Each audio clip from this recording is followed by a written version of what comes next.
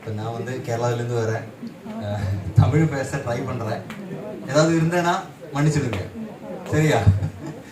அப்போது நான் இந்த பிஸ்னஸில் வர்றதுக்கு முன்னாடி பெங்களூரில் எம்பிஏ படிக்கும்போது தான் இந்த பிஸ்னஸில் வந்தேன்.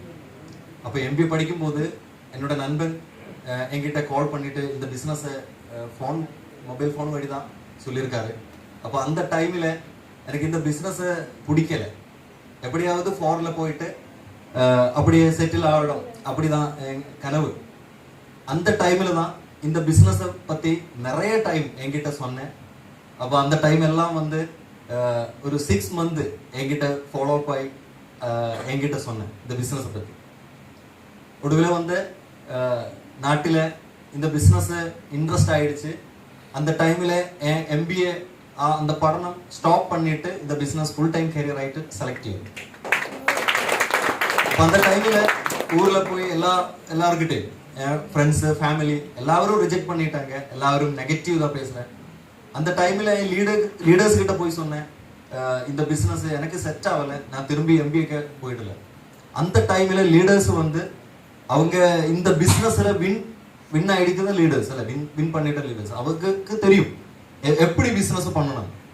அந்த டைமில் என்கிட்ட கரெக்டான ரூட்டை சொல்லி கொடுத்தாங்க, இந்த மாதிரி இப்படி பண்ணணும் பிஸ்னஸ்ன்னு சொல்லி கொடுத்தாங்க. அந்த டைமில் வந்து எல்லாருக்கிட்டையும் போய் லிஸ்ட்டு பண்ணிவிட்டு அந்த லிஸ்ட்டில் இருக்கிற எல்லாரையும் போய் பிஸ்னஸ் ஷேர் பண்ணிவிட்டு அவங்க எல்லாரும் ஸ்டார்ட் பண்ணிட்டாங்க. அதுக்கப்புறம் ஒரு 6 persons மட்டும்தான் நான் இந்த ஊரில் இருந்து கொண்டு வந்தேன்.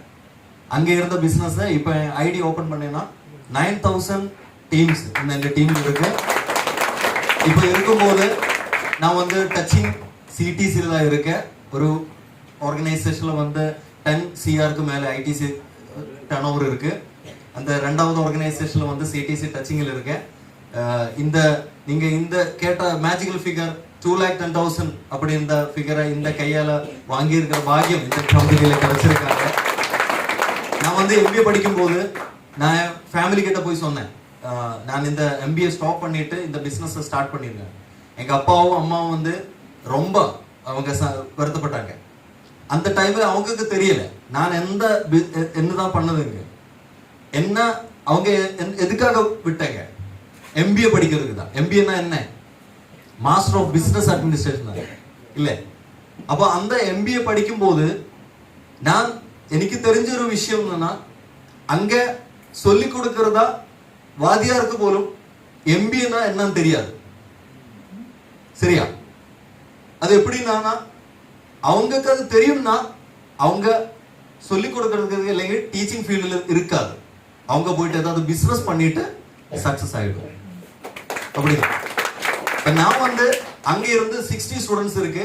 அந்த ஸ்டூடெண்ட்ஸ்ல இன்னைக்கு ஒரு மிகப்பெரிய பிசினஸ் பண்றதா ஒரே ஒரு व्यक्ति, அது நான் மட்டும்தான்.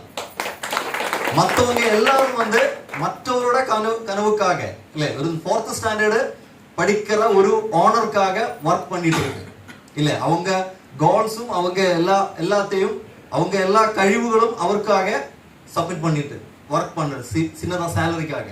ஆனா இன்னைக்கு நான் நிற்கும்போது உங்ககிட்ட நான் வாங்கி இருக்கிற மை லைஃப் ஸ்டைல் എന്ന് പറയുന്ന இந்த கடவுள் கொடுத்த இந்த பிசினஸ்ல நான் வாங்கி இருக்கிற இந்த அமௌண்ட் നിങ്ങൾക്ക് ப்ரூஃப் என்னது இன்னைக்கு கவர்மெண்ட்ல ஜிஎஸ்டி அடைக்கிற லெவலுக்கு நான் பெரிய ஒரு லெவல் எத்தி இருக்காங்க. அதெல்லாம் எனக்கு கொடுத்தது வந்து இந்த ஆப்பர்ச்சுனிட்டி தான். அப்ப இன்னைக்கு வந்திருக்குதா எல்லாரும் இங்க சென்னையில எனக்கு ரொம்ப பிடிக்கிற ஒரு இடம் தான் சென்னை. அப்போ இங்க வந்து சின்னதா ஒரு டீம் ஸ்டார்ட் ஆயிருக்காங்க. அப்போ அவங்கள பெரிய ஒரு அச்சீவ்மெண்ட்ல இறக்கணும். அது உங்களை எல்லாம் சப்போர்ட் எனக்கு தேவை. அப்ப ஏதாவது சொல்லியிருக்கேன் ஏதாவது தப்பு இருந்ததுன்னா மன்னிச்சிடுங்க. எல்லாருக்கும் வாழ்த்துக்கள். எல்லாரும் நன்றி, வணக்கம்.